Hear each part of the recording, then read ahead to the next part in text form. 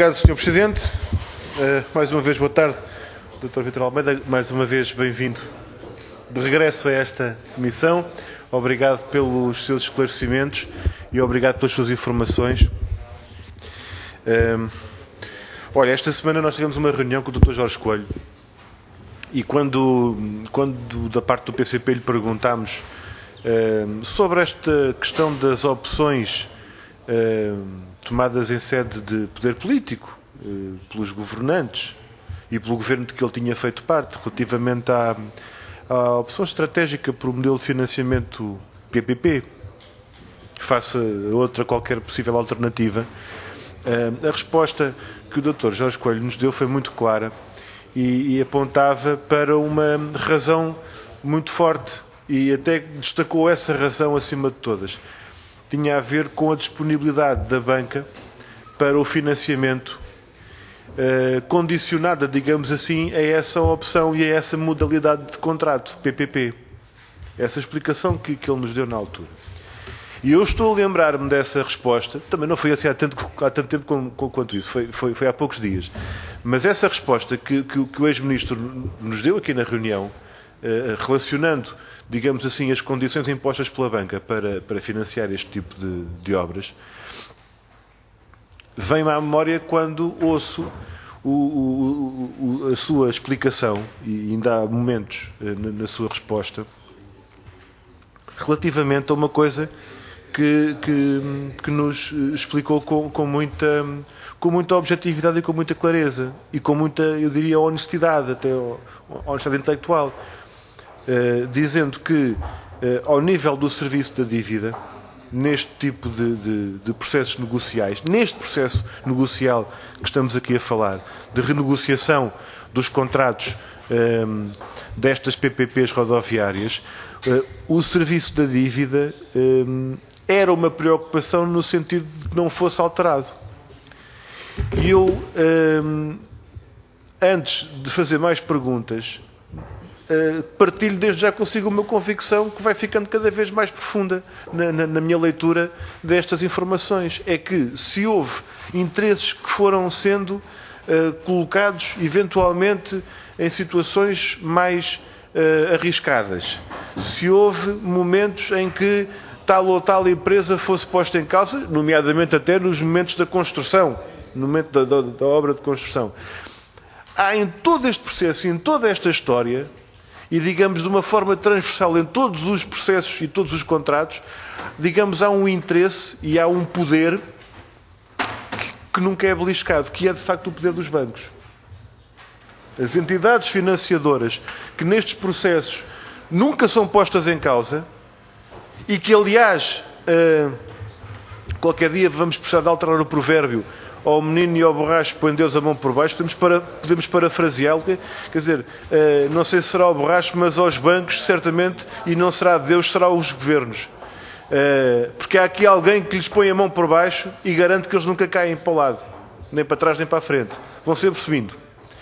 E no momento em que, 2009, não é? Como estava aqui a explicar-nos, no momento em que a crise económica e os cenários para o tráfego expectável faziam cair por terra as previsões do ponto de vista das receitas de portagem previsíveis, nós encontramos aqui um seguro de vida, ou digamos uma blindagem absolutamente poderosa para as concessionárias, em particular relativamente aos bancos, que ficaram à prova de bala, incólumes, desfilando através da crise económica e das quebras de tráfego de 50% que estas estradas tiveram. Eu perguntava-lhe, eu estou a perceber mal quando verifico que, independentemente do risco de cobrança de 2%, digamos assim, portagens, que é o que foi tipificado como habitual, que o problema aqui está em que o encargo do Estado com pagamento por disponibilidade às concessionárias é certo e garantido e a receita de portagens é apenas expectável, previsível, e a vida está a demonstrar que não correspondeu àquilo que a realidade demonstra e apresenta. Eu estou a perceber bem, não é assim, Sr. Doutor? Dá-me licença, é muito raro. É que o problema, isto é gente a conversar, como diz o outro, é que o problema é que nós estamos a tentar estudar hidrografia no meio de uma tempestade em marés vivas, que é a crise económica que estamos a atravessar.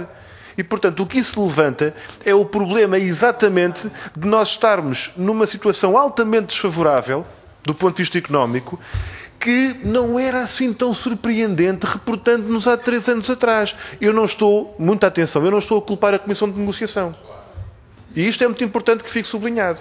Eu estou a apontar a responsabilidade aos responsáveis políticos que dão mandato às comissões de negociação e que, em termos económicos e políticos, veem lá ao fundo uma explosão com fumo negro e dizem assim: eu não sei se aquilo é um desastre, mas vou continuar a conduzir até lá em vez de travar ou em vez de mudar de estrada. É isto que acontece em 2009. Porque nós, quando vamos na autoestrada e vemos uma fumarada lá à frente, convém travarmos, pelo menos. Já que não há saída, então travamos. Mas o que aconteceu em 2009, e eu peço-lhe ajuda, porque eu estou convencido, eu estou convicto que foi isto que aconteceu. Num contexto em que já se estava mesmo a ver o desastre lá à frente, que é agora 2013, o Governo deu um mandato à Comissão de Negociação, que é: os senhores vão negociar uma coisa, que é introduzir portagens. Que é, desde logo, eu ia dizer dar ouro ao bandido, mas não digo, ia dar a chave de casa ao outro lado da mesa. O Governo, PS, PSD e CDS, o Governo, estes 3 partidos que decidem: vamos pôr portagens, e vamos pôr portagens para todas as estradas, para todas as SCUT. Todas, não é só uma ou duas. Vamos fazer aqui uma negociação global. Vamos fazer aqui, aliás, um novo modelo de financiamento. Para quê? Precisamente para garantir que é preciso colocar todas as concessões no mesmo processo de renegociação. Isto são alterações unilaterais em termos de processo negocial, que entrega a posição negocial do ponto de vista de força ao lado de lá da mesa às concessionárias, que nunca se calhar elas imaginavam que poderia acontecer. E isto há 3 anos, peço desculpa, 2 anos depois do desencadear da maior crise económica do século, provavelmente. Isto levanta um problema concreto. É que os senhores, na Comissão de Negociação, estavam a cumprir muito claramente orientações que tinham sido dadas. Um mandato por parte da tutela. Estavam a cumprir as indicações da forma mais honesta e mais clara que poderiam eventualmente. O problema está no contexto de um processo negocial que, na minha opinião, na nossa leitura, na leitura do PCP, estava viciado por estes 2 elementos: alterações constantes a montante no que diz respeito ao contexto da próprio modelo de financiamento da rede viária. Estas questões que falou, e são muito relevantes, do objetivo de gerar receitas mercantis para as estradas de Portugal. Lá voltamos aos critérios do Eurostat e à realidade mascarada para critérios estatísticos.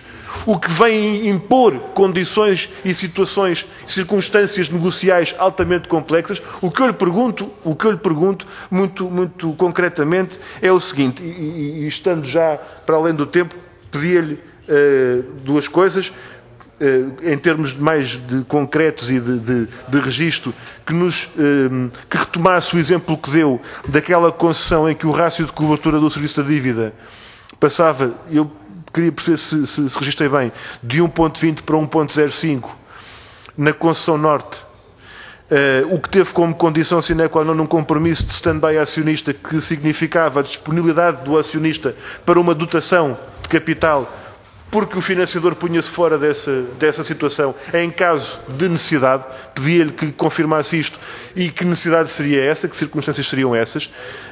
Isto significa, de facto, pôr os bancos à prova de bala em todo este processo, mas, por outro lado, se as circunstâncias negociais de um processo que tem a montante a exigência unilateral de imposição de portagens e, por outro lado, um modelo de financiamento todo revisto, obrigando ao englobamento de todas as concessões no processo negocial, eu pergunto-lhe se não estaríamos perante uma espécie de margem negocial numa camisa de 11 varas, porque também não estamos perante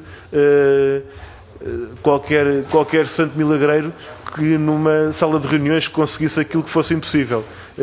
E era esse testemunho sobre as condições para o processo negocial e as circunstâncias em que essa comissão se encontrava que eu pedi ao seu testemunho. Penso que me fiz entender, Sr. Muito obrigado. Sr. Presidente.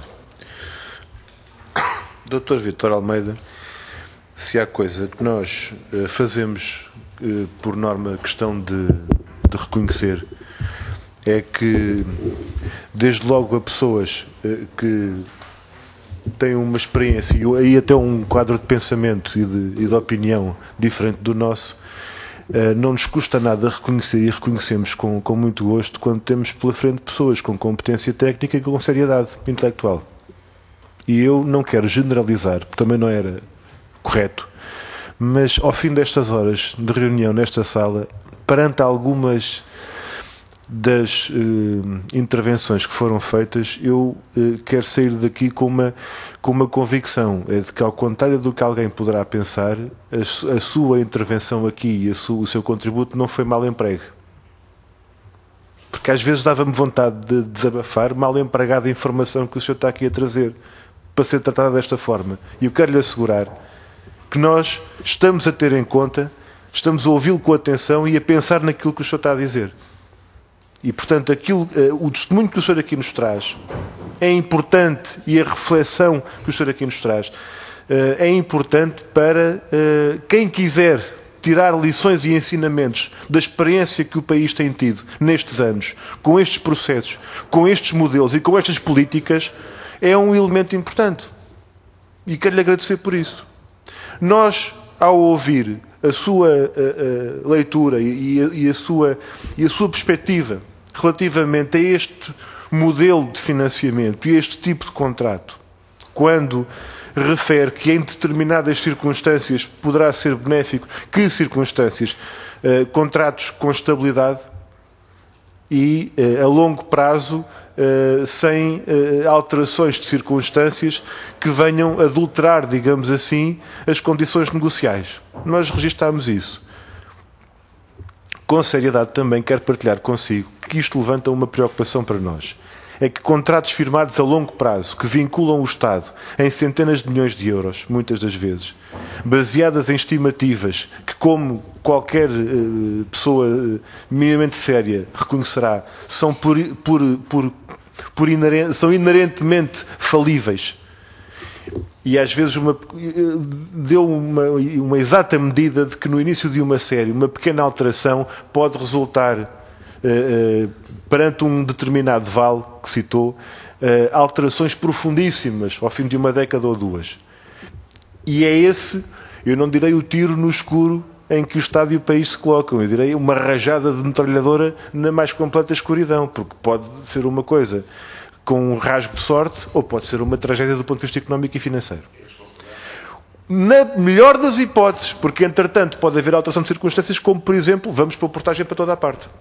Aquilo que eu lhe queria perguntar, porque é muito fácil depois fazer parangonas e manchetes com os números que são atirados, e tanto se pode falar em 500 milhões, como 1000 milhões, como 700 milhões.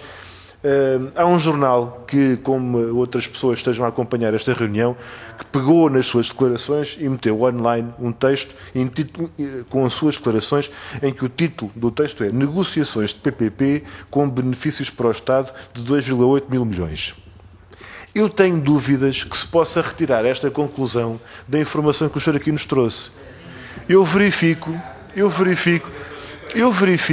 que, relativamente à expectativa que era a resultante do processo negocial e relativamente ao tal valor atual líquido que era esperado com os elementos que detinham na altura, que pudessem ter essa expectativa. Mas a questão que eu coloco é, ponto número 1, se naquelas circunstâncias era possível fazer alguma negociação segura para o Estado, naquele contexto de intempérie, digamos assim, nacional e global, quando o risco estava das duas uma, ou assumido pelo Estado, ou um processo rejeitado pelos financiadores.